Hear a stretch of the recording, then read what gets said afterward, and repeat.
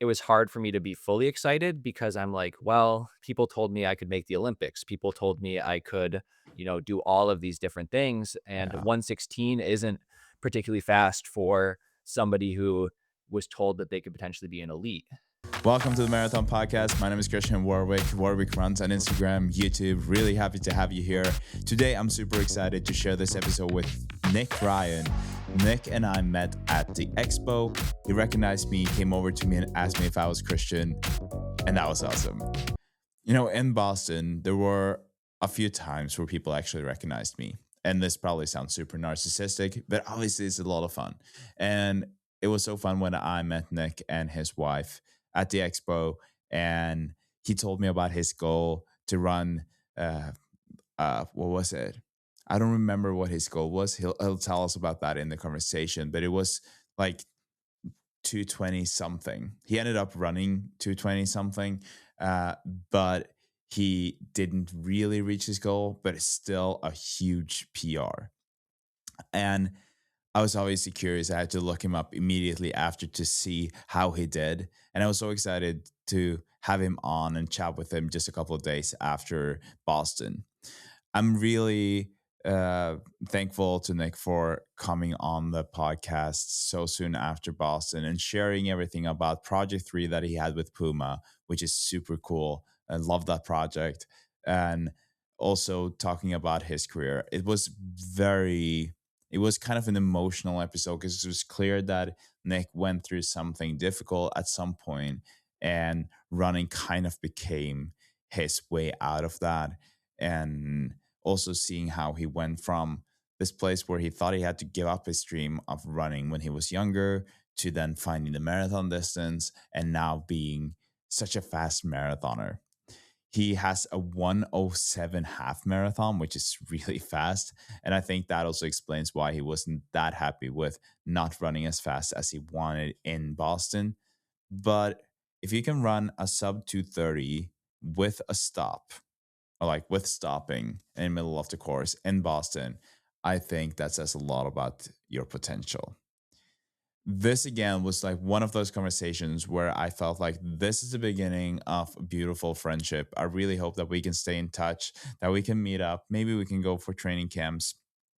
Honestly, this conversation just sparked an idea with me that I would love to have a little bit of a informal training camp with some of the people that I've had on, or maybe you as listeners, that we all go somewhere and we'll have fun for a weekend. If you think that sounds like a good idea, please message me or comment down below. This is just an idea that I'm throwing out here right now. Haven't really thought this through, but it would be a lot of fun.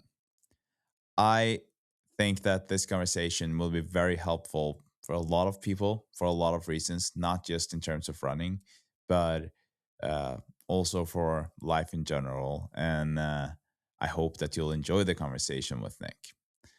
I don't have a lot to share today either. I've had a very chill weekend. I've been struggling a little bit with the niggle in my calf, like I mentioned before. So I haven't been running that much, but I'm taking it very cool about this whole thing.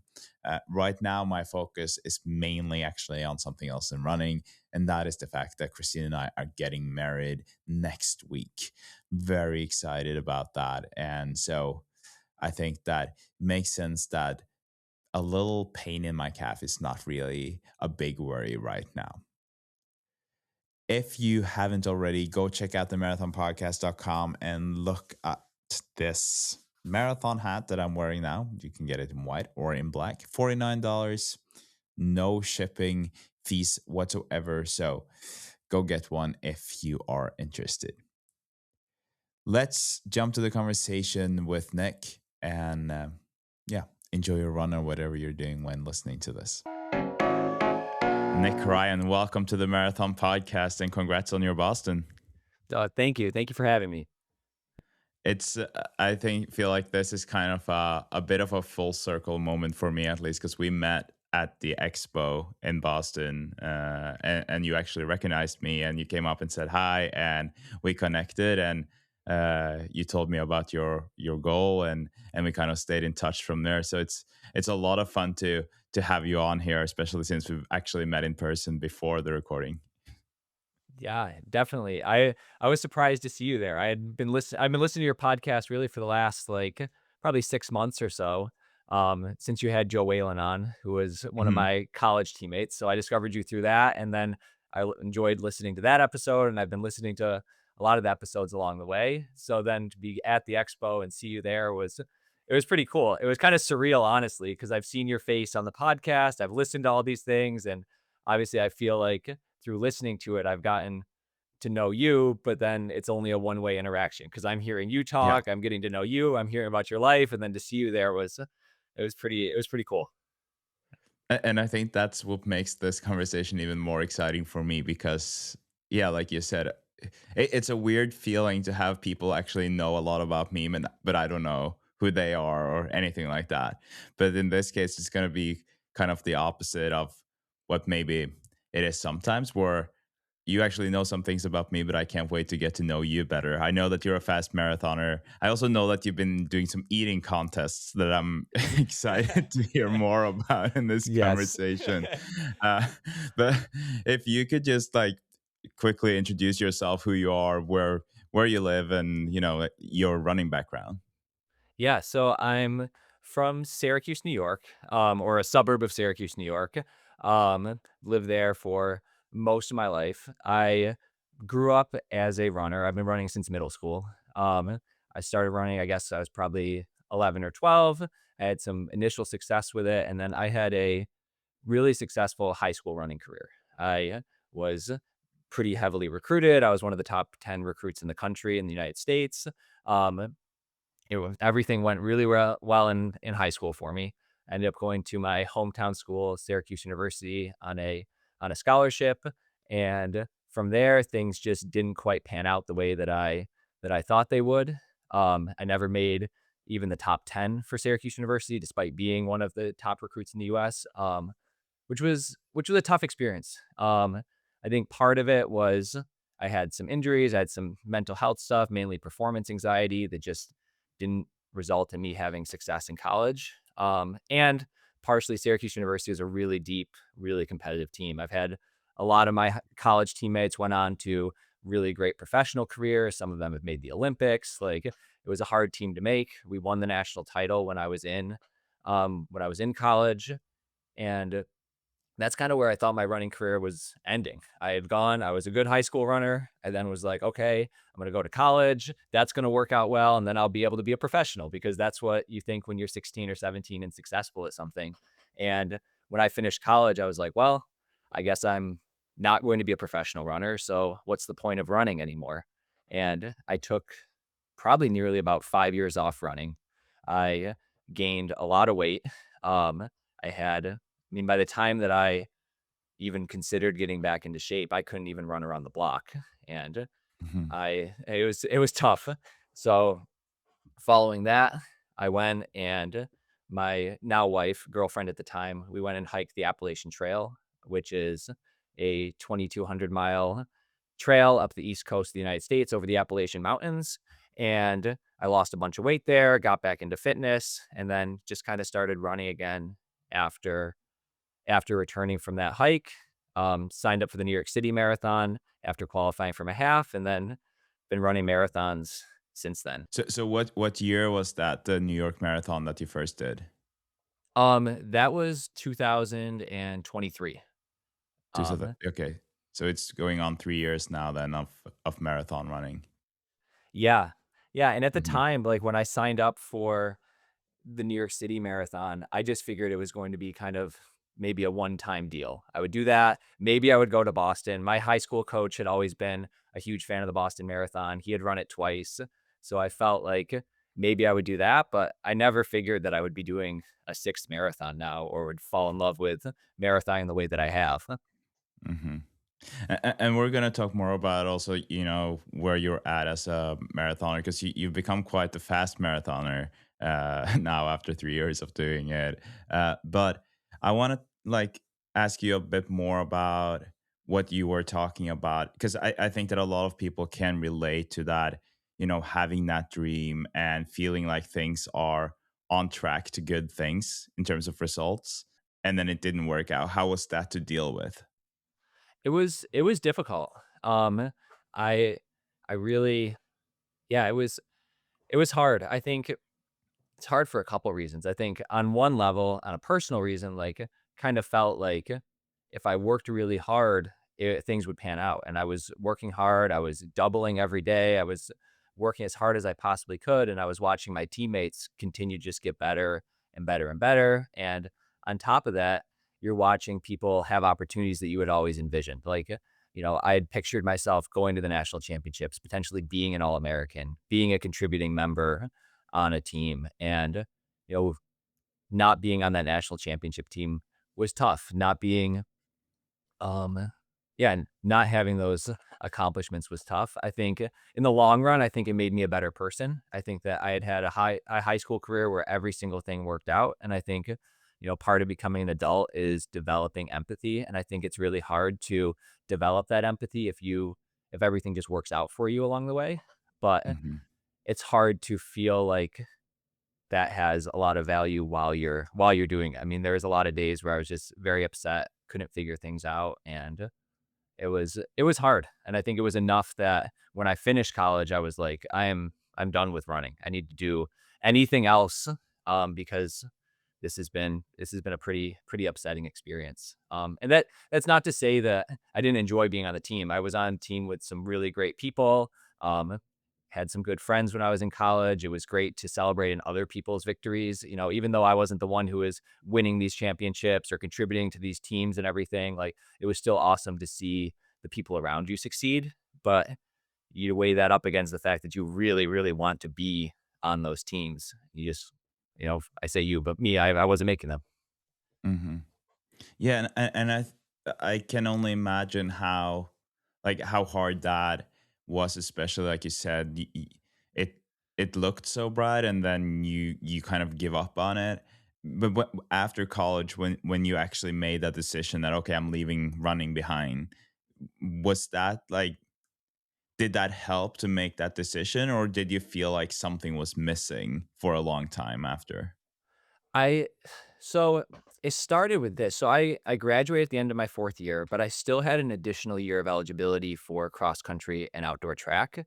But my degree was finished. So I had had a conversation with my college coach, Chris Box, who said that, I could stay for another year, see if maybe that 5th year was going to be the year where I kind of turned the corner. But I wouldn't be working on a degree anymore. I'd be working on like a certificate of advanced studies or something. And I had this moment where I'm like, do I fight it out for one more year, just see if this is the year, or do I kind of walk away on my own accord and align that with my graduation? And I decided, I was like, you know what? I think 4 years is enough. I think I've figured out that I'm not going to be a professional runner, and I need to become a well-rounded person. And Yeah. at the time, my life had been running for really the last almost decade.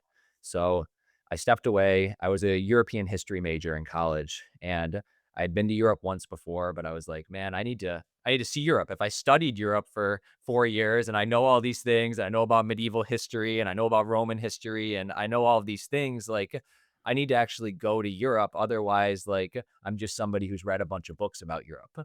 So I finished, I worked that whole summer. I lived with my parents. I saved up a bunch of money and then I traveled to Europe for 4 months and just tried to see as many places as I could. And I was like, my new identity isn't going to be running. I'm going to travel. I'm going to try to experience the world, try to find meaning in something other than athletics. Yeah. Wow. I love that you were able to kind of take action, I guess, to kind of find your new identity. I think that a lot of us will struggle with that. I know that I did after I quit speed skating. It kind of just is so hard because everything like you said, is tied to that activity that you've been doing. Like if you've been dedicating so much time to it, it's hard to kind of let go of that identity, right? And so, yeah, it's cool to hear. And then it sounds like you were having a lot of fun, and then you realized that you wanted to run again. But there's obviously a difference between um, getting back into shape, like you said, losing weight and getting more fit again, and then starting to compete. So what made you run that half marathon and that marathon and kind of start competing again? Yeah. Well, I did. I mean, it was probably only about 3 months after stopping running where I realized that I was missing something. Because I can remember the first place I went in Europe, I actually went to Oslo, Norway was the cheapest flight. So I went right to Oh, Oslo, and nice. I saw Scandinavia first, and I was like, I went to Oslo, and then I went to Stockholm, and then I went to Copenhagen, and then I went down across the North Sea and went to Hamburg, Germany, because my mom's father's family is from Hamburg. I'm like, I got to see where my ancestors came from, and I can remember being in Hamburg, and they had a Nike town at there, and I was like, I need to get a pair of running shoes. And I remember going in and I got a pair of like $60 Nikes that were on sale. And I did run while I was traveling. I was like, I need just 20 minutes to 40 minutes a day, just because I felt like I needed that, but it was in no way training. So I did that. And then after I got home, I I mean, that was kind of it for a while. I didn't run for the next couple months. I then moved with my girlfriend at the time. We moved out to Portland, Oregon, which is on the other side of the country for us. Hmm. And I had dreamed of getting back into running there because for me, like Portland, Oregon, like Oregon itself is such a mecca of running. Like Yeah, I had exactly. competed. Home of Nike. Yeah, I was like, I'm definitely gonna get back into running. How could you move to Portland, Oregon and not get back into running? And at the time, while I had put on probably like 20 pounds or so for my college career, like I wasn't out of shape. Like running would have been totally fine for me and everything. And then I didn't. And Mm. it was like 1 year went into the next year, went into the next year, and I had 3 years where I wasn't running. And I think I just I I kept eating, kept hanging out with people, kept doing everything other than athletics, and I went from a person who had been very active my whole life, like, to somebody who was relatively I don't know if sedentary is the right term because living in a city, you walk all these places and everything, but Yeah. I wasn't doing any athletics, and I think as a former athlete, as I got less and less in shape, I got sadder, No. and I felt down, and I it started to feel hopeless that I would potentially ever get back into shape. And dreams like potentially running a marathon or anything like that were totally out the window. And I know one of the things that was tough is like when you, at least for me, like as a former athlete, in my mind, even if when I'm out of shape, I still feel like I'm a former athlete. Like, Exactly. Yeah. I might be 250 pounds, which I was, but in my mind, I'm like, yeah, I could run a sub 5 minute mile. I could just get on the track. Yeah. I could do that at any time, and then you go and actually try to do something athletic and realize that that is not the place you are in. Hmm. So it did feel like something was missing. Yeah. Um, and I couldn't, there's a bunch of times where I tried to get a pair of running shoes, tried to get out the door, but it just couldn't make it consistent. So my girlfriend and I had a conversation and we were like, kind of, how do we fix this? And the only way that I could envision fixing it was to totally stop my life the way that it was and just leave everything behind. I left my job, she left her job. We left a lot of our possessions behind because we were moving back across the country, got out of our lease on our apartment, and we took a plane down to Atlanta, Georgia, and just started hiking the Appalachian Trail. And I was like, if I'm Cool. exercising every single day, if I'm hiking this 2,200-mile long trail, I'll lose weight, I'll get in shape, and then I'm never going back to the way that my life was when I was in Portland when I finished this. Yeah. Um, so running for me was really born out of finishing that trail. It took 180 days. I finished Mm. it. I'd lost 55 pounds when I finished the trail, and I s- started running just because I was like, I need to be healthy. And it was for Hmm. no competitive reason, no motivation other than I need to become a person who exercises each day. I need to be somebody who is at least conscious of the portions that I'm consuming so that I don't go back. And I don't know, it took probably about a year before I signed up for that half marathon, and that was really just because my girlfriend, um, wanted to wanted to run the New York City Marathon because both of her parents had done it, and she's like, "We have to do it," and I was like, "I don't know if I even see the hype." Like, Boston's the one. Like, we gotta do Yeah. Boston, but then I looked at it, I'm like, "You can't get into Boston unless you qualify out of a marathon." So, we did this half marathon back when you could still qualify for New York out of a half marathon. We qualified and, you know, signed up for 2023 and started doing a build for it. This story that you just told me made me really emotional. I don't know if it's because I can relate to it or if it's just, but it's first of all, so nice to hear that the two of you as a team kind of just sat down and made that decision. I'm sure that also kind of says a lot about the the place you found yourself in at the time, that it was not a fun situation to be in. And Also just like, yeah, I admire, just like you said about when after college trying to figure out how to find that new identity. In the same way, you're really just changing things the way you think that you need to do it. How did it make you feel throughout that year? Did you feel kind of like, was there kind of progress in the way you felt throughout that whole year as you started losing weight, as you started getting back in shape? Yeah, it definitely. I mean, that first day on the trail, so the way the Appalachian Trail starts is you have to hike up this 9-mile long mountain, and to get to the top, and that's just to get to the start of it. And again, I hadn't done anything athletic in so long. I thought I was gonna be fine. I'm like, "It's just walking. How could this be hard?" And I remember getting to the top and, like, my legs felt like they were gonna collapse. I just felt horrible, and it was rough for the first, like, 500 miles. I almost quit a couple times, but by the time I started to make progress, the progress was kind of addictive because 'cause I'm like, "Oh, wow, I'm losing weight." Like, you wear the same clothes every day, so you have a very good point of reference as far as, like, they're feeling looser, you're feeling better. Um, I I was hiking so slow that I led all the first 500 miles, and my girlfriend was just behind me because if she hiked in front of me, she would just walk way too fast, so I'm kind of, making my way slowly up the trail, and she's right behind me. But yeah, it felt good. And then finishing it felt like a huge accomplishment unto itself. I think it was really, really cool to accomplish something that was really just me. I guess my girlfriend was a huge help as well, but like to accomplish something that wasn't attached to a coach, wasn't a coach attached to athletics, wasn't attached to any organization giving me an award or anything. I think just to do something because I don't know, I just put in the work and did it, I think felt really good, and it kinda influenced the way that I wanted to go forward with my running. Mm. I I had s I had always thought that I would need a coach if I was going to be successful at athletics because that's the way things had always been, and then finishing that trail, I was like, "You know what? I think I really like doing things on my own." So it made me excited as I got into training for New York. I was like, I'm not going to reach out to any coaches. I'm not going to reach out to any friends. I'm not going to reach out to anybody to help me out. I'm going to figure this out on my own. I'm going to make a plan. If it fails, it fails. If it succeeds, it succeeds. But at least I will know that I can stand on my own when it comes to it.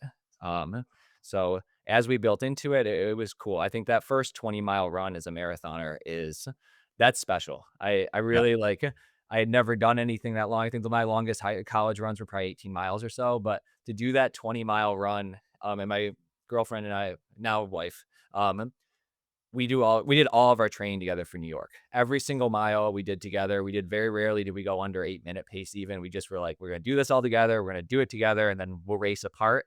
And I think to share all of those milestone moments, like that first 20-mile run, doing the first marathon together, like eventually when it came to later marathons, like our first 100-mile week, we did like together, like, and that's been pretty special as well. Yeah, because that's one thing that I admire. Was lucky enough to meet your wife too in Boston, and it was clear that this was kind of like an adventure that you guys were on together. And also, like scrolling through her Instagram, I see that she's been like a part of all of it, and it must be so special, like you said, to be able to share this journey, this passion together. And when you're going to a race, it's for the both of you, and you both can be excited. That must be pretty unique. Yeah, it's cool. It's been really cool. I mean, I there's no way I would have gotten back into this without her. I mean, she's one of those Mhm. people who she's she's very disciplined. Like she was a good high school runner. She had a more successful college career for me. We met at Syracuse University. running there, and she's always kept herself in shape. She always runs every day. She does all of those things, and she's been inspirational for me because I think finding balance, finding consistency doesn't come as easily for me as it does for Mhm. her. So I always am looking at her. I'm like, she I don't know, she just knows how to she knows how to do things. And Yeah. I find for me, I'm like, balance is hard. I'm Yeah. somebody who I'm like, I just want to eat until my stomach hurts. I just want to go and run until I hurt myself. I just want to do Mhm. everything to the highest degree ever. And I think when you have that personality type, um, you can hurt yourself. You can end up in tough places. So to have somebody like her who is so balanced, I can just always be aspiring to be a more balanced person. Yeah, it sounds like our relationship, to be honest, with my fiance, where she's just like your wife, and I'm more like you, where it's just like if I don't work out, then I really don't work out, and if I work out, then I really work out, and if I'm healthy, I'm very healthy, and if I'm not healthy, then I'm very unhealthy. It's kind of like there's nothing in between. Yeah, I mean, it's hard. It's like I know, that's what really messed me up after my college career. Because as an athlete, I was like, I'm either on a dedicated diet or you're Yeah, on, like, what we would call our 2-week break, where we just are eating everything and not living a exactly. healthy life, and then when running stops, it's like your whole life becomes a 2-week break, and that's a Hmm. horrible way to live. And I know. I'm, uh I'm always jealous of the people who balance just comes naturally to them. I know, like, just imagine having a bowl of candy and then you have like two pieces of candy and that's it. And then you're okay with that. For me, I'm like, I'm going to have the whole bowl. Yeah, that's exactly how I am. Like, we'll get gifted candy or something. Both of our parents live nearby, and her mom will always drop off, Easter candy when Easter comes around or something like that, and she'll always, have an equal amount for Steph, and she'll have an equal amount for me, and I'll blow through all of it in, like, a day and a half, and Steph will still Yeah. have it, it'll be, like, June, and she's still parceling out little bits. I'm like, I don't understand." No, Um, me neither. yeah, Well, I'm feeling you. I know yeah, how it yeah, is. it's hard.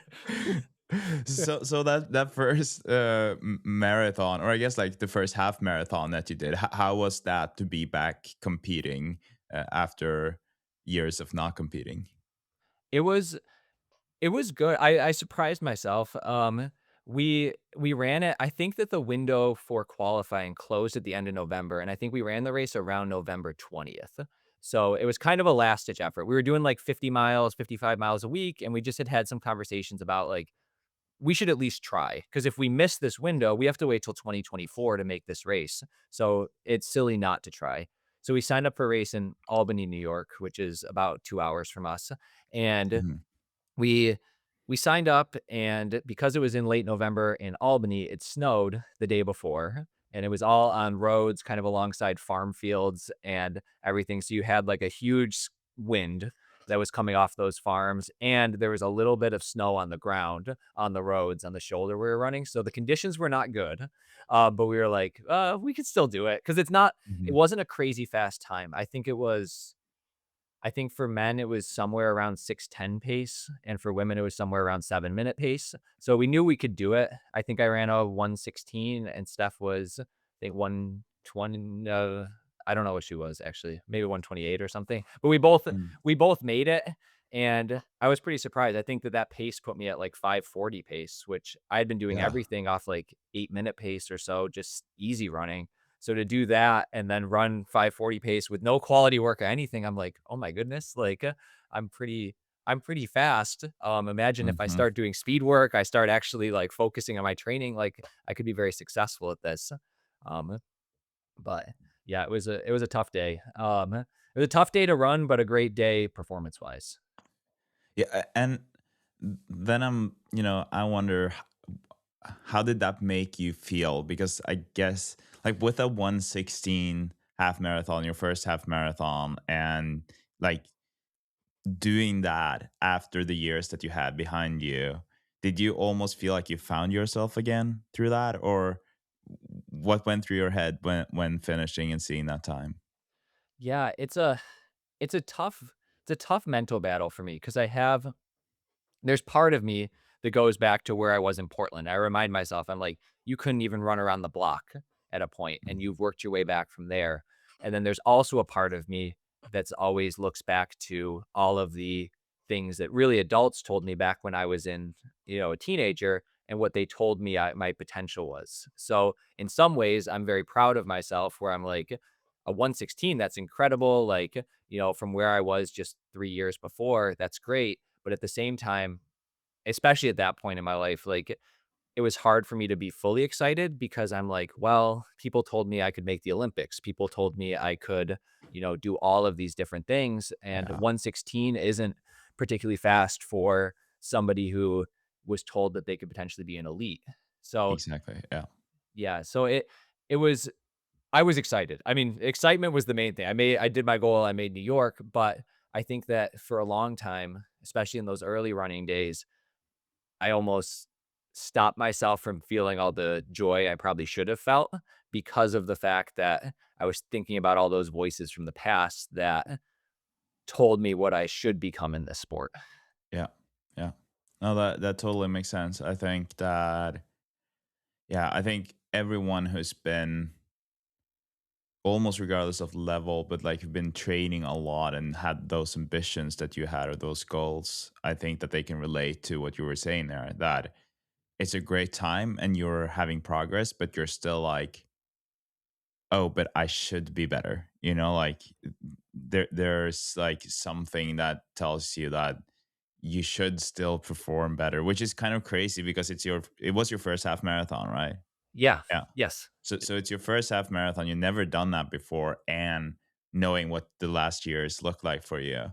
And I think that if you haven't had those, if for those who haven't had those goals before or heard those words from coaches being like you have the potential to go to the Olympics, all of that, it might be hard to relate. But I think that everyone who's been in that situation can relate to it, of seeing someone else that you feel like, oh, but I should be faster than that person or whatever. And that might be like an arrogant thought to have, but I think it's almost impossible not to have that because you're like, but I used to be there. This person didn't used to be there, but he or she have, has been running for years now while I've been chilling. They've been running. So obviously they have more progress, but it's a hard mental battle, I think. Yeah. No, I agree. And I think it's all yeah, it's I don't know. Yeah, it's interesting too because I think there's also the thing where I'm like, okay, 116 is great, but then being, a D1 college runner on a national championship team, it's also a time that we did in training as well. So it's Yeah. like, while it Yeah. was my first half, I think what I've really been fighting for is I'm like, I got to do things where I can say without a doubt, I am the fastest I've ever been. And I think Hmm. thankfully for me, that's happened in the last year. But I think Yeah. one of the things that's so hard, and I have so many friends who don't run at all anymore. Um, I think it's really, really hard to have been at those heights and then humble yourself to take those steps and maybe expose yourself to not being as fast as you used to be because it Yeah. takes it takes years to get back into this thing. And Mhm. I think that was humbling for me, but really important because I was like, one day I'm going to start running the times I've run in this last year, but there's a lot of times that you might not be excited about on Yeah, route. And I exactly. see a lot of people I know who they have a hard time getting out the door to doing that first race because they're like, "Oh no, I'm not fast anymore. What are people going to think of me if I run a time that's not as fast as I used to be when I was in my late teens, early 20s?" Yeah.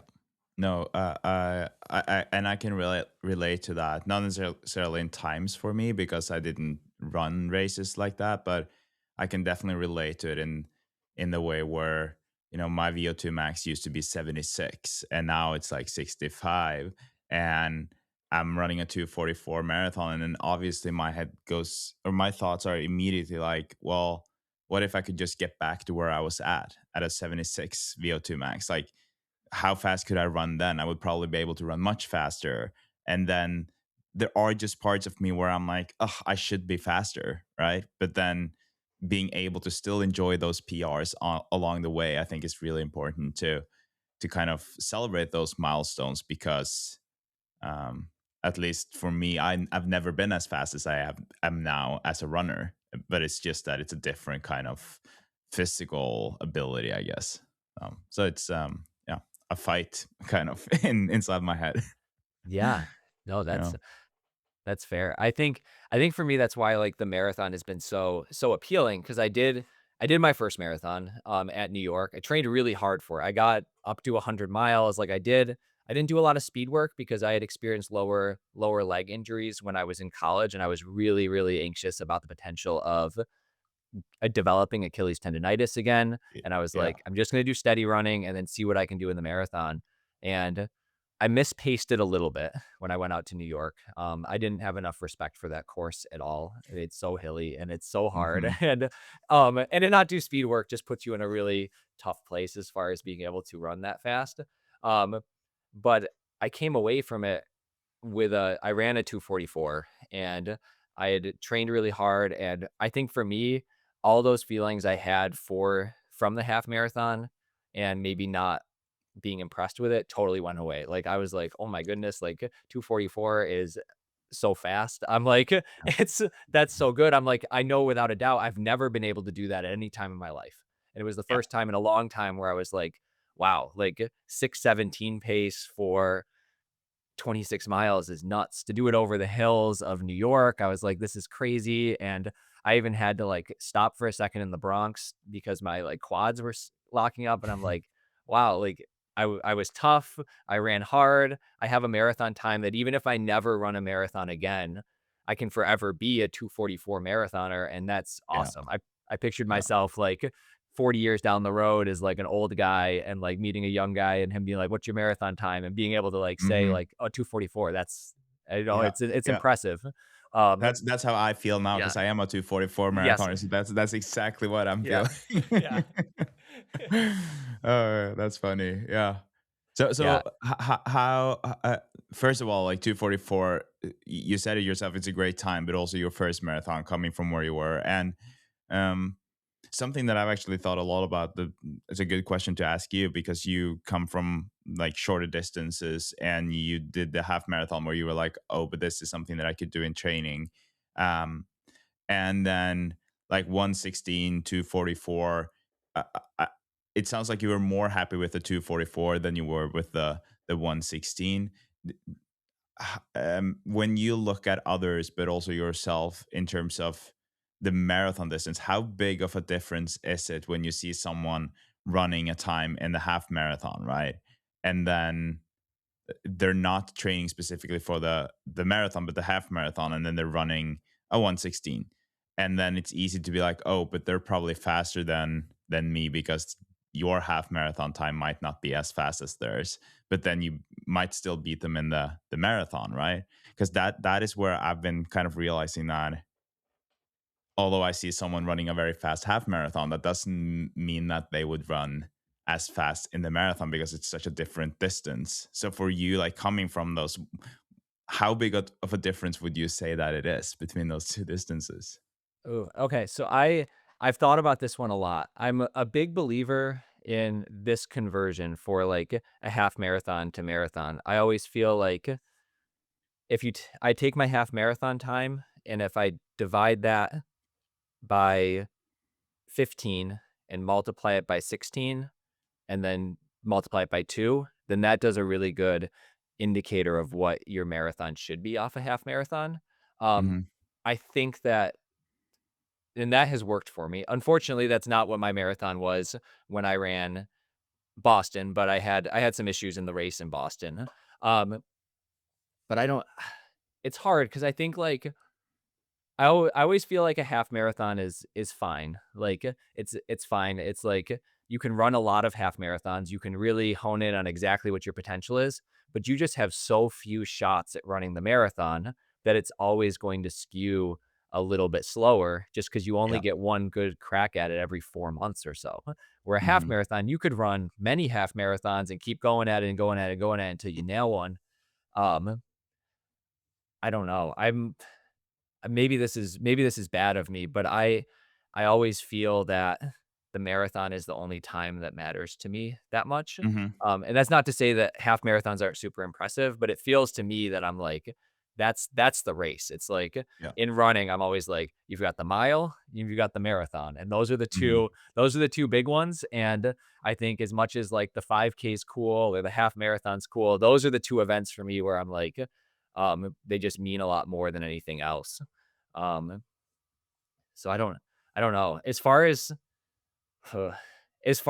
I guess like processing like people who have fast half marathons and like if the two don't line up, I don't know. I think I'm normally of the belief that like if your mileage is high enough, then you can I don't know, you can run an equal marathon time, but I also Yeah. feel like there's so many things that can go wrong in a marathon.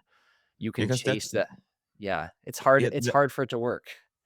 yeah, and that's something that I thought quite a lot about because I feel like you can I think that running a half marathon too is so impressive, and you have like the times that you're getting there, they can be very impressive, but then it's so hard to I feel like for that equation to work, you also have to train for the marathon, right? Like I think that for a lot of people, and I guess that's what you were saying. As long as you have the mileage for it, then you can do that like math and be like, okay, this should be the time. But I also feel like there might be a lot of very good half marathon runners who will struggle a lot with the marathon distance. So although they're really fast for the half marathon, and something happens at 30K or 20 miles, right? Where it's just that might be different. And I'm not saying that you and I are better than anyone running half marathons. I'm just saying that it's kind of two very different it is very different disciplines, and I think that some people might kind of think that half marathon it has marathon in it, you know, in the name, so that you might end up thinking that it's you automatically will be a fast marathoner, but I'm not sure that is always the case. Yeah, I agree. I almost now I think I know how I feel about it. I'm like I think like with the half marathon, I think it's a really good measurement of your raw talent in the marathon. I think Yeah, like exactly. I ran a 107 about 2 months ago, and that's a better half marathon than what my marathon was at Boston. Yeah. But I feel like the marathon is I almost think it's more of an intellectual pursuit in some ways than the half marathon. I think the half marathon is just if you have the physical ability and you just pace yourself well, you're gonna do well. But there's Hmm. so many elements of the marathon. I think about like what you have to do in the weeks leading into it to properly taper, like how Yeah. you have to execute your training along the way, like even nutrition on race day Yeah. and you know, being able to take a deep breath and not do wacky stuff on the week of your last week before the race because you know our heads are not necessarily in the best place that week like that's so Yeah. much harder we're like I did my 107 I didn't have to think about any of that it was a 100-mile week for me I just took 2 days a little bit easy went ran a 107 and then kept it moving and did a 120-mile week the next week that's Yeah. so intellectually that is so different than what it takes to run that marathon equivalent um Exactly. and that's what I think I'm still trying to figure out is I'm like I just you get one shot every 4 months, and then I have to wait basically till Chicago to make these changes to do it right next time, but I think that's what makes the marathon so compelling. Yeah. No, I agree. And I think that's the thing for me too. It's just you prepare for so long and there's so much going into it. And the fact that you're obviously depending on how fast you run, but like you've been when you've been running for like 1 hour for me like 1 hour and 20 minutes ish, then you're still not even halfway there. It's kind of just it's there's so much that can happen. And when you're halfway there, you can't be like, oh now I can start working harder because that's way too early. There are so many components to the marathon that I find interesting, scary, and intimidating at the same time. But that's what makes it fun. So yeah, it's a fun game to be in for sure. Yeah, and Yeah, it's satisfying when you do I for me, like, I find it super satisfying when I figure out a new piece. I'm yeah, like, I try out a new workout in a build and find benefits. I'm like, "Yes, that's another piece of the puzzle," and, you know, when you figure out, like, the right amount of gels that you should have during the day or, hmm, like, I don't I'm I don't know, it seems fun. It's fun to think about these things and, tweak little things and figure out this event. Yeah, I agree. I totally agree. We need to get to your training. So if you could just quickly take us through your progress in terms of times from that first marathon in New York to 44 and up until Boston now in uh yeah, 2 weeks ago. What has the progress been like? Yeah, so I've took a cautious approach into marathoning. I ran all base work basically for that first 244. I was lots of mileage, but no quality. And then I about a month later, I signed up for Chicago for the next year. And I was like, okay. I took a while really off of serious running for the next like 6 months or so. And then when that next summer came about, I started building for Chicago. And my new addition to that Chicago build was a little bit of fartlek work and getting up to 22 for my long run. But I didn't want to do I look at this as a long-term thing. I'm looking 3 builds ahead because that keeps me centered and not doing too much in any singular build. So I was like, I'm going to Mhm. add a little bit of fartlek work in, nothing too serious, and add 22-mile long runs in like every third week. And that was my Chicago thing. I set what I felt was a reasonable goal. I was like, I want to break 240. I think I'm doing enough training to do that. And I ran 239.24 at Chicago.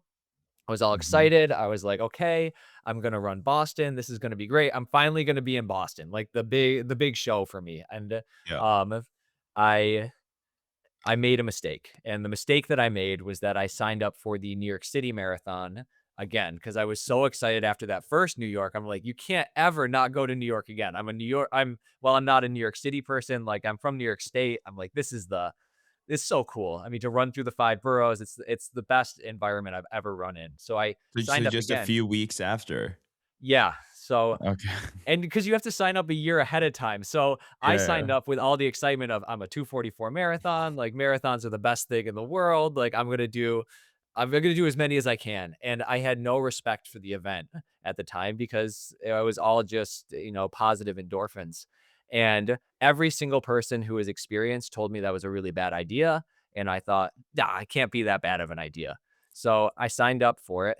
And then a week after Chicago, I went right back into my training. I'm like, I'll tune myself up for New York and I'll try to PR again. I'll try to go under 239 3 weeks later. And I remember bumping into my high school coach on one of the places I run, and he was just out for a morning walk. And he saw me, and I was running like 640 pace, just flying business that nobody should be doing that close to a Mhm. marathon. And he stopped me, and he's like, first great race, but he's like, you should be careful. Like your body is fragile. Like this close to a marathon, like it's fragile. And being kind of a bonehead, I was like, I listened to him. I have a lot of respect for my high school coach. He's great. And I just kept going. And the next day, I messed up my calf. And now I'm only 12 days before New York. I've already told everybody I'm going to do New York. Nobody has supported this decision. Everybody's been like, this is a bad idea. Now I've hurt myself and I can't run for like the 12 days going into it. And it's expensive. It's expensive to stay in a hotel in New York to do these marathon majors. I had so much sunken cost into this. I was like, I'm gonna do it. And um my girl, well, now wife, fiance at the time, she's like, you don't have to do this. Like, we can go down to New York, we can watch the race, like, we don't have to run it. And I'm like, I don't know. And I remember limping my way through 2 miles the day before, and I was like, all right, I'm good to go. I'm gonna do it. Like, I'm gonna just see what happens. And I went all the way out to Staten Island and I line up for the race. And it's a very unfortunate start for anybody with a calf injury because Mhm. it's about 40 degrees out and then you run a mile uphill. So by the time I was half a mile in, my calf was already hurting. It was like an 8 or 9 out of 10 pain the whole time. Um Oh. and I just locked into like a limping like 6:30 pace the whole time. And I was like running on a balance beam and that I felt like if I made just one step wrong, I was going to be dropped out of the race. And 1 mile led into another and I finished the race. Um, but I had really, really messed up my body. I ran a 249, which But I have to ask you before you continue, because I mean, you do seem like a very smart guy, but And I hope I don't insult you by saying that that was not a very smart thing to do. But what was so one thing is going into the race because I think a lot of us we can relate to the fact that you feel something and it might be okay during the race, but like 1 mile in when you have like 8 to 9 out of 10 pain, what makes you continue instead of being like, okay, I'm gonna call it. I I don't I don't know. I think I've always felt like there's 2 kinds of people in this world, and there's people who only learn from their own mistakes, and there's people who learn from the mistakes of others, and I've always found that I'm one of those people who only learns from my own mistakes, Yeah, and I think that that's resulted in a lot of poor decisions on my part. I do think I learned, like, I won't do that again, yeah, but it took that to learn that, so I don't know, it just happened, and the energies I mean, there's, like, 2,000,000 people watching the race, so yeah, you're not yeah, thinking clearly. It's not like you're on, like, just your local 5K and nobody's watching, you can just step off, like, it's New York, everyone's yelling at you, they're in your face, they're exciting, you got people around you, and it hurt. I don't think I really realized how much you can hurt yourself in by doing a marathon while injured. hmm, And I finished the race and obviously was not in a good place. I was limping for a while. Took a while off running. But then I already had made up my Boston plan and I already had my 4 months planned out and I was like, well, it's time to rock and roll for Boston. Like I want to do everything right. And I had let my calf recover enough that when I started my Boston training, it was all right. I went with trained in January was all right, but then early February, I was doing like a hill workout and that same calf just went again. And it just like a big knot kind of locked up on it. And I didn't really know what to do. And I took like a week off running and then I felt a little better and then I got back into it and I just kind of heard it time after time again. And I had never, I mean, in my past when I had been hurt back in college, like there was always like people to take care of us. Like there's yeah, good medical staff at Syracuse University and they would take care of you and, guide you through these things. And I think I had never experienced that as an adult. So I didn't pick up the phone and call physical therapy until we were in March. And yeah. I finally called, but by that point, like, it's March and Boston's in April. Like, Hmm. you're not gonna get enough training in. Um, so I committed myself to I'm going to finish the Boston Marathon. That I've made it, like, to me, I'm like, this is the amateur Olympics. I'm like, I Yeah. wanna go, I wanna be there, and but I couldn't run. I couldn't run at all, and I started doing physical therapy, and it started to help. So I committed myself to walking each day, and Yeah. I started doing 80-mile walking weeks all the way through March into early Wow. April. I was spending all my time outside of work just walking and just walking and walking and walking. And all my friends who were training for the marathon and stuff were like, wow, you are walking a lot because 80 miles of walking is a lot of your free time. But I was Yeah. like, well, I've gotten my pace down. I can walk 12-minute miles, 12, 13-minute miles. So I looked at the Boston cutoff time and I'm like, even if I physically can't run, I can walk the Boston Marathon and make it before they take down the finishing stretch. And I can Hmm. still make it through Boston. And that was my mindset. And then I lucked out about 2 weeks before Boston. My calf finally felt good enough that my PT gave me clearance to run. So I ran, 3 to 5 miles. I tested out. I did a 14-mile run, um, and I was like, "I can do it." So I ran Boston, and that was also a very painful experience. My heart rate was at 175 beats per minute, half a mile into the race, because I hadn't done any cardio work. I just walked. Um, Yeah.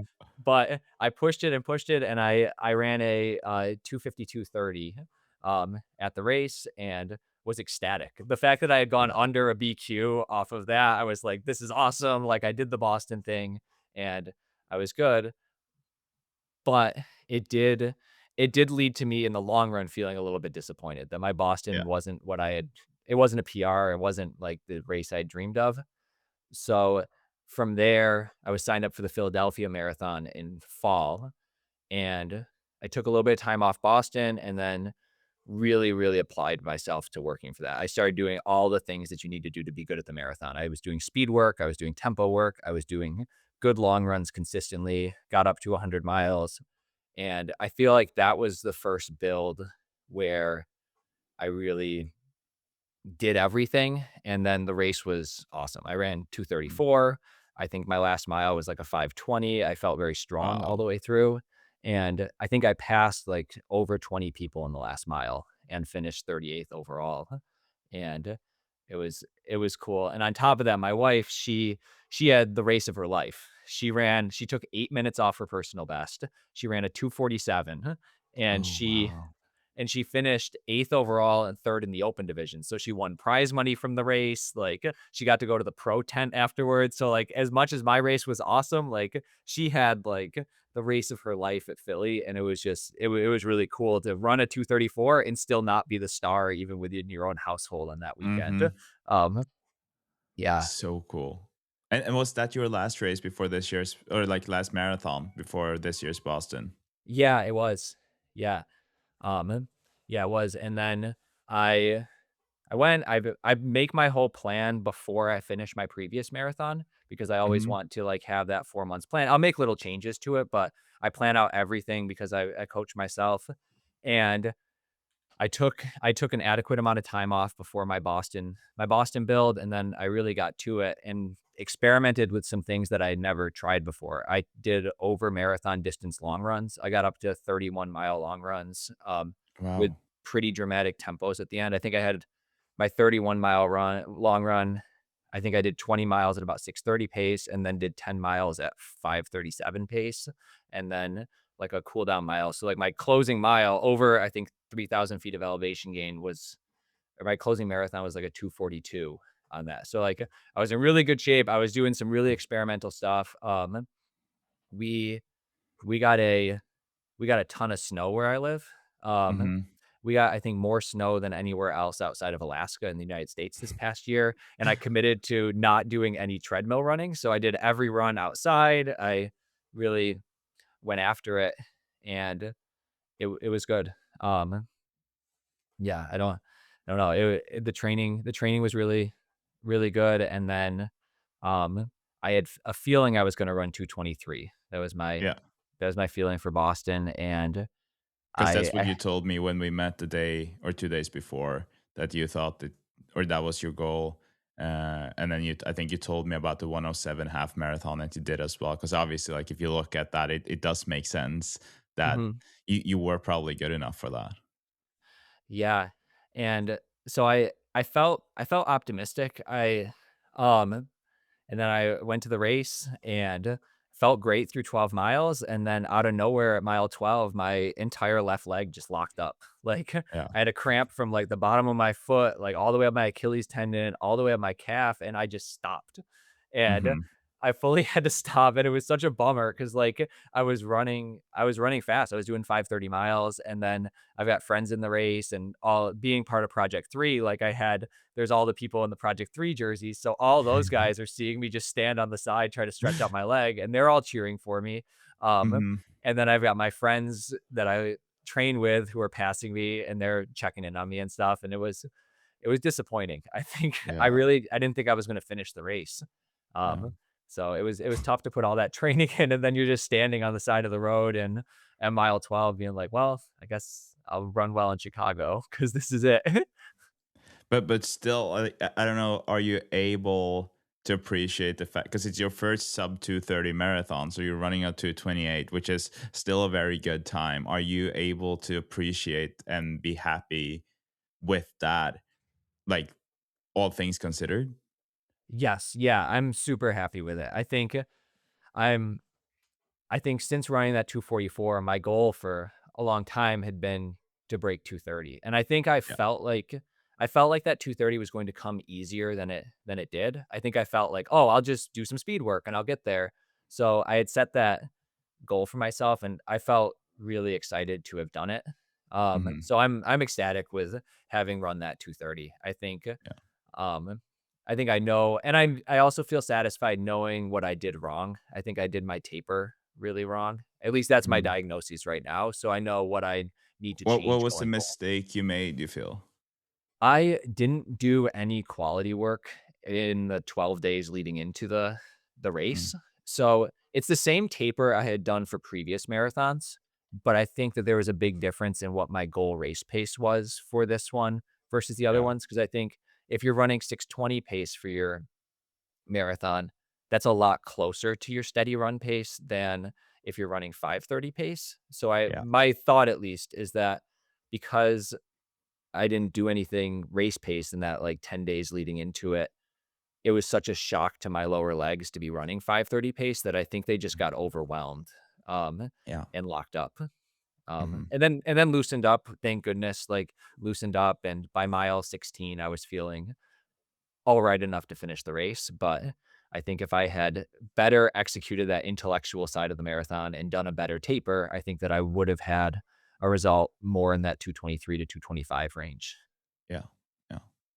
We've been talking for almost an hour already, but are you okay with continuing for a little bit? Because I have a few more questions for you that I'm Yeah, very yeah, I've got curious the about. I've got the whole day off, so there's no Okay, rush on good. my end. Yeah. Yeah. Because I would love to hear. Uh, First of all, you mentioned you're part of Puma's Project 3, right?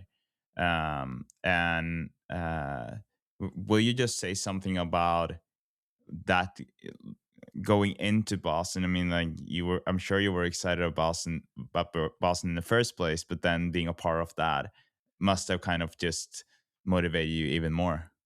Yeah, it felt like I couldn't believe it. When I got the email saying that I was accepted into it, I couldn't believe it because like, I I had heard about it last kinda like this podcast, I heard about it through Joe Wayland, who is, Hmm. one of my college teammates, and he was the top finisher last year at Puma Project 3, and I hadn't heard about it until I saw on his Instagram that he was holding this giant $3,000 check, and I'm like, "Oh my goodness," like, it made me look into it more, and I was like, "Wow," like, Puma's making really good racing shoes now, and they've sponsored Joe. So I'm like, that's really, really cool.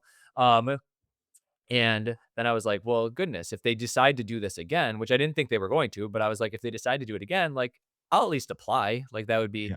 cool. So it was, I think, like January, and I saw on Instagram that they were taking applications. So my wife and I Hmm. sat down and we typed up our application and we sent it in to them. And then we were like, all right, well, at least we did our due diligence. Like, we're not going to get accepted because that would be crazy. But at least, like, we know that, like, we had a chance. Yeah. And then about like a couple weeks later, I get an email, and the email starts out very much reading as if it's a rejection letter. Like, we got many applicants, they were all qualified, blah, blah, blah. And then they have in bold, they're like, and you were one of the ones who made it. And I was like, awesome. And they Wow. had like a real contract attached to the end of it, which blew my mind. But obviously, with the fact that there was prize money available, they had Yeah. to do all the legal stuff.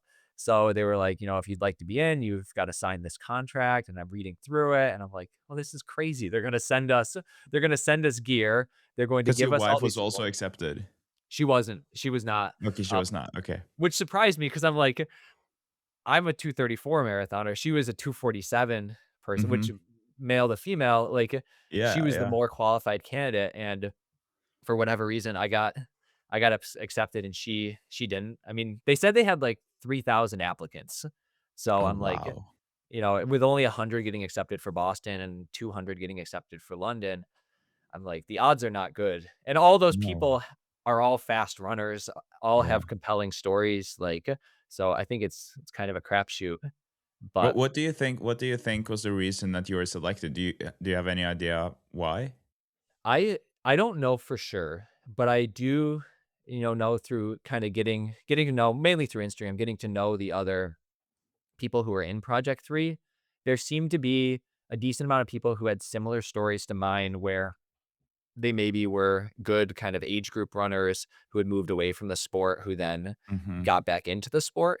And there seemed to be some other people who were there. I know there were some other people who were kind of in the situation of me where they'd had some dramatic weight loss and now we're in the marathon. But it's hard to know. Yeah. So I don't know what did it.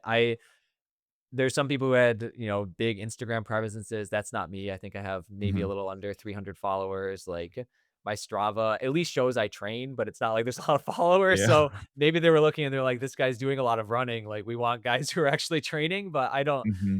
I don't know what did it. It might have just been luck, but Yeah. Yeah. Awesome, awesome. And I assume then that you were able to use the shoes and put in like a good training block in the Fast R3 as well. Yeah, Yeah. that was the first time I'd ever trained in carbon plated shoes because they're so expensive that Yeah. they're sacred to me. They're like they're in a Hmm. box, they sit in their box until race day arrives. But then they sent us the Fast R3s and they sent us a pair of the DV8 Nitro Elites and they were like just train in these. Figure out what Yeah. you like better and then we'll send you another pair for race day that you can race in. And I was like, "Oh my goodness." Like that's $550 of product just in those 2 shoes. And then I was Yeah. like, well, they're telling us to train. Like they had us meet with the designers of the shoes, which was cool, where they talked us through the design process. And I'm like, well, if this is my one opportunity to kind of have the experience of an elite professional athlete, like I'll train in them. Like I'm not going to just Hmm. put them in a box and wait for 2 years down the road when they're fresh. So yeah, I put in about 100 miles in the Fast R3s and 100 miles in like the DVA Nitro Elites. And that was cool. It was cool to just do your workouts in like a $300 shoe. It Yeah. felt almost like I was doing something wrong, but it was cool. How did your legs respond to the shoes? Did you feel like it worked almost immediately, or because I know that a lot of people will find that they need to strengthen their calves and their ankles a bit for to be able to get the most out of the shoes. Yeah, I found I don't feel like they put a lot more strain on my legs than the shoes I was running in previously. I had been a Nike guy. I mean, my high school was sponsored by Nike, my college was sponsored by Nike, so I've always been a Nike guy. And I'd always trained in the Vaporflies and then had been running in Alpha Flies for the last 2 years. I didn't find a huge difference. They're definitely to me, they feel significantly faster than the Alpha Fly. Like Yeah. it feels like a big step forward from running in the Alpha Fly to the Fast R3. Um, I didn't find significantly more calf stress than No. than what I had experienced, and I think talking to the designers was kinda helpful because they talked about the fact that, like, the shoe responds just as well, whether regardless of whether you're a forefoot striker or a heel striker as well, Hmm. which I thought was interesting, so I don't I don't know. It didn't take long to adjust. I think racing No. shoes in general, carbon plated, are tougher on your calves, of course, Yeah. but I didn't feel a big difference between the Alpha Fly and the Fast R as far as, calf stress. Hmm. Okay, let's also talk a little bit about your that last training block leading into Boston, or up to Boston, because I would say that, and I'm sure you agree as well, that you've never been this fit, like marathon wise, at least. So you did a lot of things right. What did a normal training week look like for you leading up to Boston? Yeah, a normal week for me would be I think I overall for the 16 weeks leading in, I think I averaged 98 miles a week for that whole block. Um, a normal kind of in my peak week, I was around 110 to 120 miles a week. I doubled 4 times a week. I would double 5 miles in the morning before work. So I'd wake up at 4:30 in the morning. I would double, Yeah. and then I run right after work. I work as a teacher, so my day starts at about 7:20 and ends at about 3. Um, I did anywhere from 10 to 15 miles for my post work runs, just to kind of get those miles in. I worked out twice a week. Those workouts really alternated between um I did tempos, I did fartlek work, I did K repeats, I did a little bit of like hill repeats, not a lot because I think it puts a lot of stress on your body, but I just tried Hmm. to like hit my legs with as many different stimuluses as I could. Um, and I normally work out twice a week. And that would be either 2 times during the week and then just do the long run for time on feet, or I would do one workout during the week and then put a workout within that long run. Normally that Yeah. workout in the long run would be later in the long run doing a 10 to 13 mile tempo. Um, Hmm. and it was the first build where I really, really was serious about the amount of hills I was covering. So Yeah. I listened to a podcast with, I think it was either Connor Mance or Clayton Young. I think it was Connor Mance. And he was talking about how he prepared for Boston and how the guys in their training group prepare. And it stuck with me that he mentioned that they intentionally do like 5,000 to 6,000 feet of elevation gain each week. Mhm. And I was like, Yeah. oh, I never even considered tracking my elevation gain during the week. And I was like, "Oh, that makes sense though." Like to be intentional about that when you're doing a hilly course like Boston, like that was a big change for me because I was like, I want to make sure I do enough hills. I want to make sure my easy days sometimes have, 800 to 1,000 feet of elevation gain just to make sure I'm hitting those numbers. And I think Yeah. hearing Connor Mantz say that, I think really informed that decision. And I do think that made a big difference. Mhm. And do you I think this all sounds great, and it's also very interesting about the what you were saying about thinking about that as a whole in the week, not just like have specific workouts, but just overall in the week. And it's, I guess it's easy to then end up having harder easy runs if you're doing that unless you're adjusting your effort. You mentioned that when you first trained for that first half marathon with your wife, then you guys were running like very slow for most of the runs. What is the pace like for you now that you're running your easy runs throughout a week? Is it still, are you still focusing on getting that very slow, almost like recovery pace, or have you now upped it so you're running faster? I think the effort has stayed the same, but I'm a big data person, and I was looking back at my data, and my pace has gotten a lot faster. Like, I look at, like, my Philly build, my pace on average was about 740 to 750 pace for those easy runs, and then Hmm. my last half of this Boston build, my average pace was under 7 minutes for those easy runs too, Yeah, right. and Yeah.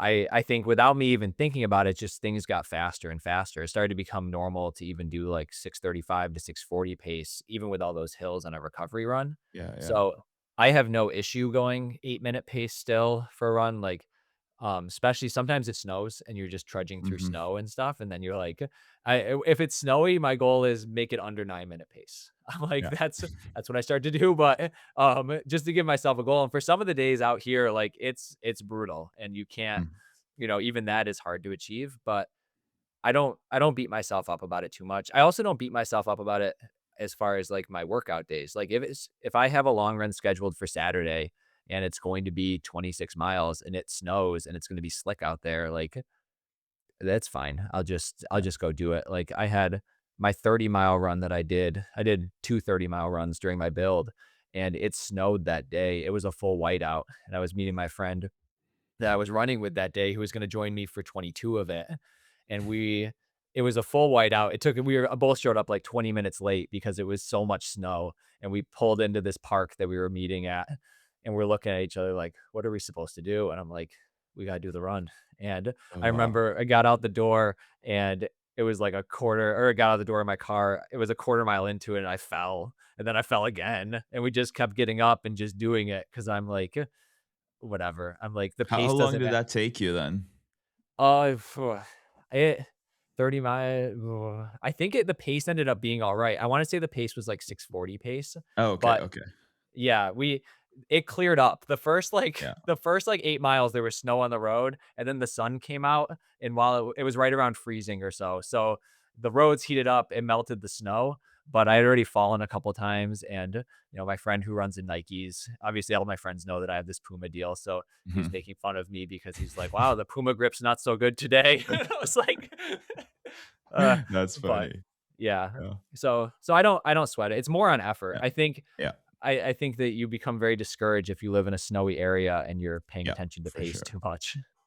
But do you go by heart rate or just by feel? So when you see that your pace is now faster than it was for your last build, is that because your heart rate is lower, so you're okay with going a bit faster as long as the heart rate is the where it's supposed to be, or is it just the feeling?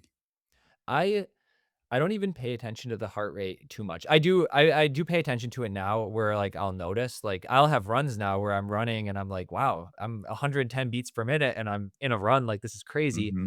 But I'm fortunate to have a decent amount of people to run with, like, whether Yeah. it's my wife or I have a bunch of friends who also train for the Boston Marathon. So I think training with people, I'm paying attention more to that the group feeling comfortable. So I don't think about the heart rate too much.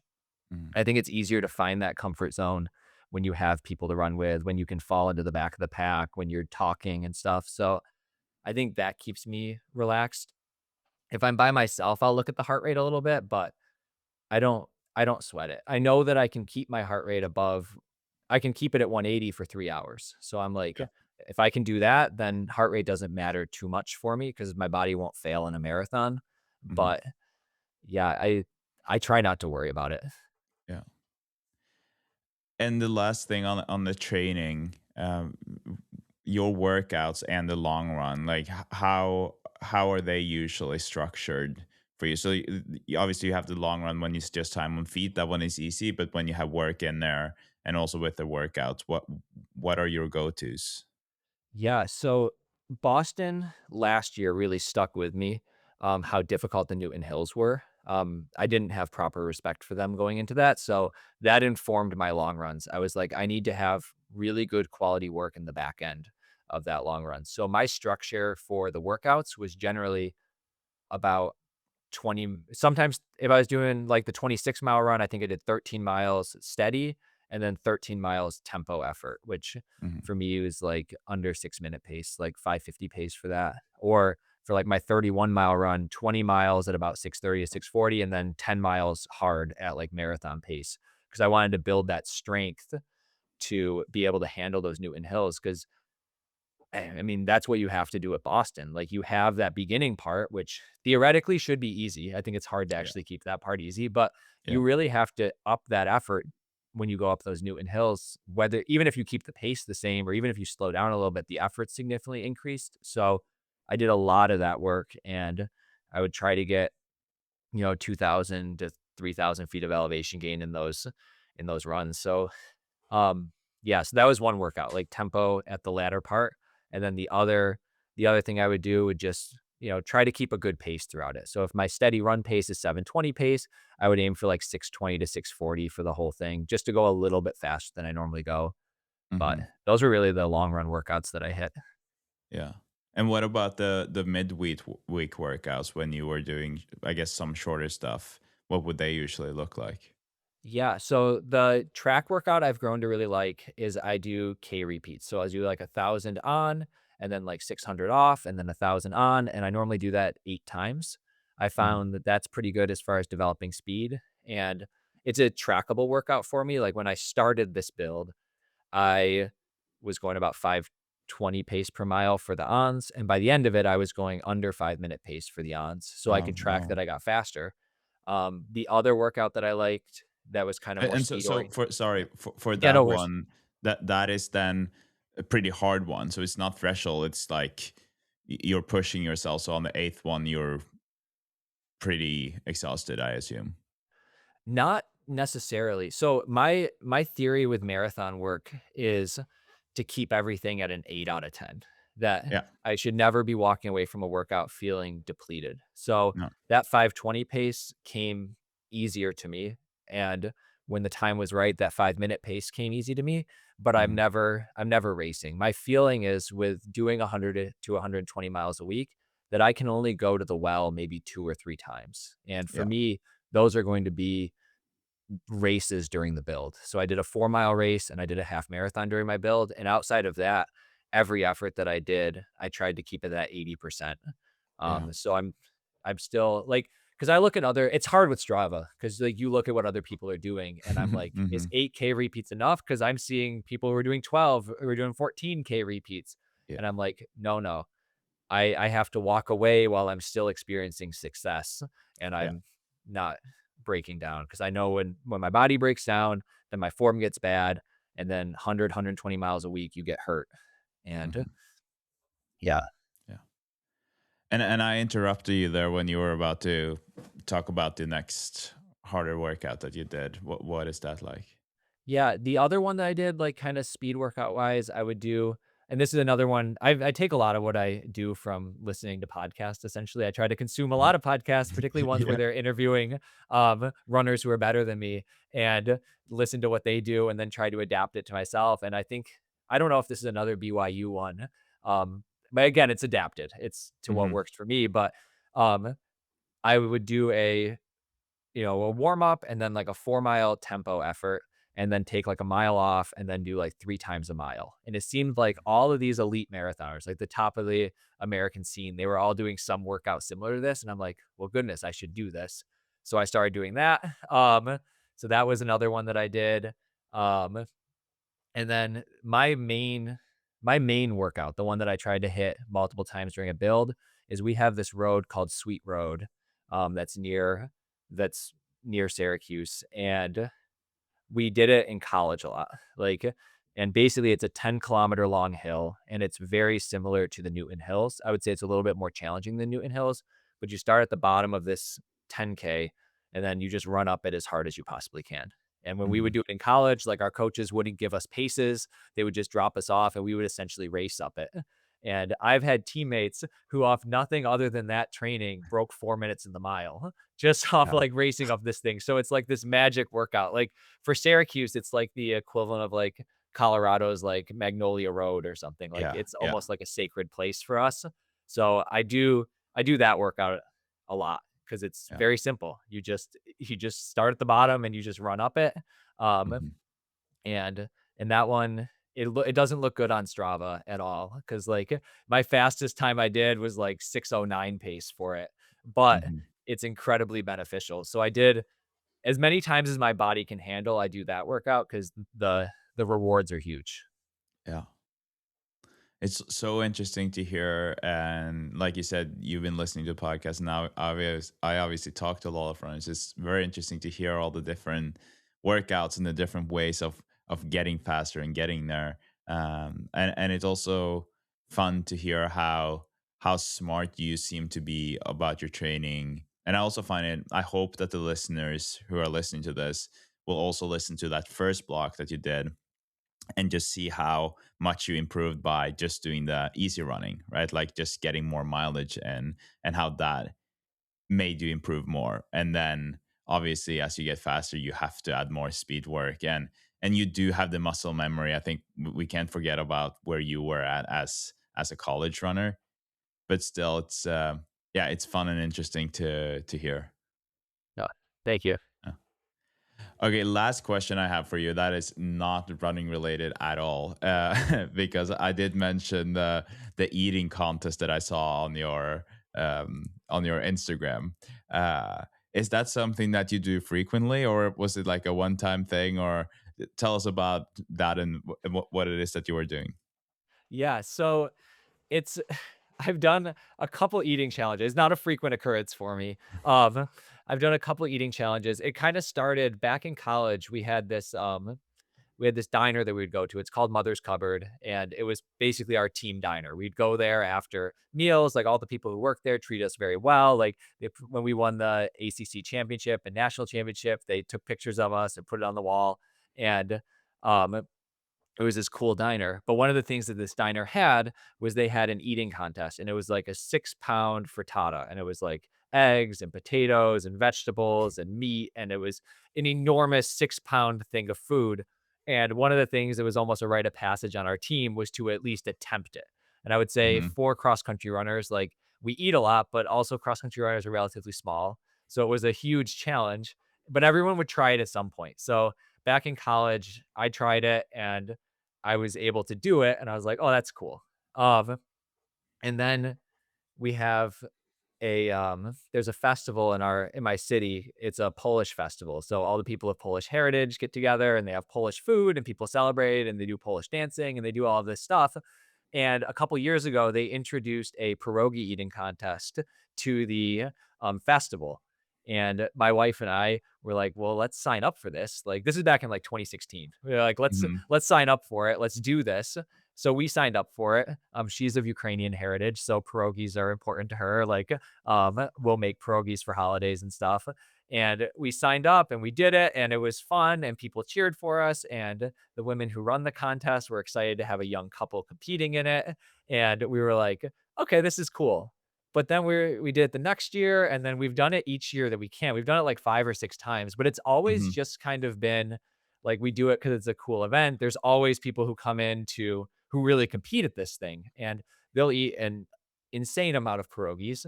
and we were always just kind of the couple that was there just to enjoy the atmosphere and be in it. And then last year, I was like, maybe I can win it. There's $200 on the line. So I was like, maybe I can win it. Like, I'm going to really, really try to win this thing. So if you have 3 minutes to eat as many pierogies as you can. And I was just eating all of them and eating them. And then they counted them up at the end. And I think I won it by like one pierogi or something. And I won the prize and I won the 200 bucks. And they gave me a plaque, and the plaque is in my kitchen now in a place of prominence. And yeah, so I think locally, so I think I'm probably the only person in the history of my city who's won both the half marathon, the Syracuse half marathon, and also the Syracuse pierogi eating contest ever, let alone in the same year. So I think that is Yeah. my local claim to fame at this point. Yeah, that's awesome, and I'm Yeah. I'm happy you mentioned that. I forgot to say that your 107 half marathon there was actually a win in the race as well. That is, yeah, I think it says a lot about your level and your your potential again that we talked about before. But it's very funny because those are, like you said yourself, very different disciplines: running half marathons and marathons, and that eating contest. So. Yeah, I am very impressed with you, Nick, and I think it's been so cool to get to know you better and hear about your journey. And you said that Chicago is next for you in terms of the marathon. Yeah, so I have I'm I'm signed up for the Buffalo Marathon, which is in 3 weeks. Mhm. I Wow. wasn't going to I yeah, so we're it's an extra 2 weeks more than I had for New York, and I have a much different mindset with it. So I I learned from New York. I know I said I learned from New York, and then these Yeah. actions are not necessarily backing up what I've said to you, but I have learned from New York. But my brother, who was also a good high school runner, he he wanted to run the Buffalo Marathon, and he told me about this, like, or he wanted to run a marathon, and Buffalo's the closest local marathon that we have. And I was like, well, I'll run it with you if you do it. It's only 5 weeks after Boston, but we can do it together. And Mhm. that caused me to sign up for Buffalo. And for me, I was just going to go and run it to kind of just enjoy the experience, whatever. And now I have this weird kind of back and forth going on in my head where I'm like, oh, I feel like I left a couple minutes on the table in Boston. Like, Mhm. can I potentially do the right moves over the next 3 weeks to get a shot at that 225? Especially because I checked the Chicago website and their American development or whatever they call that kind of sub elite field they have, like not the elites, Yeah. but then they've got like the group that's kind of has some special treatment.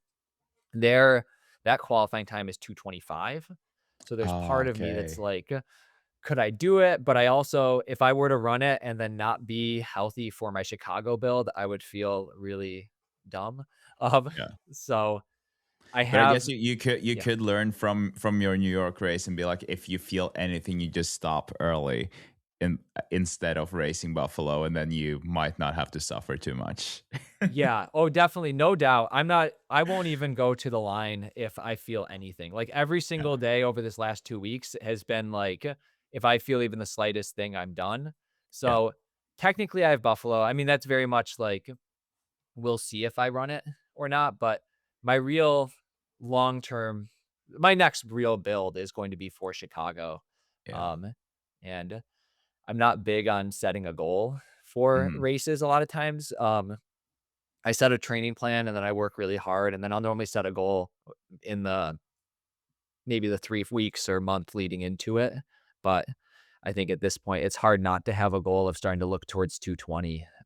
Yeah. But yeah, I you Do never you know. have your eyes set on an OTQ in the future? Well, that's the so I got a message from a couple of college teammates, Joe Whalen in particular, that was the first message I was sent after I ran the 107. He just Yeah. sent a text that said, he was like, what do you say? He said OTQ at Boston question mark. Like that's twice what I just did. And while he can run a marathon every single month and always do better, and he's just a superhuman, for other people, there's a lot of building and working that needs to happen. Not that he doesn't do an insane amount of work. His Yeah. body just doesn't seem to need to recover the same way other Yeah. people do.